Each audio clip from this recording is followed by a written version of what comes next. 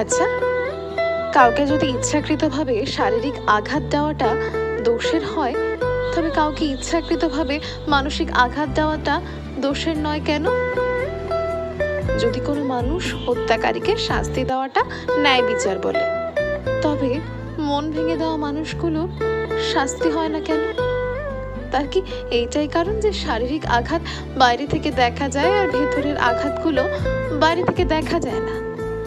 কিন্তু জানো কি, বাইরের আঘাতের ক্ষতগুলোর চেয়ে ভেতরের আঘাতের ক্ষতগুলো আরো বেশি গভীর হয়। তবুও কেন জানি এই আঘাত দেওয়া মানুষগুলোর কোনো শাস্তি লিখিতভাবে এখনো প্রকাশ করা হয়। আমাদের দেশে দেহের সবকিছু দেখার জন্য বিভিন্ন রকম যন্ত্র বানানো হয়েছে, কিন্তু তারা খুব চালাক, তারা আগে থেকেই সবটা জানতো।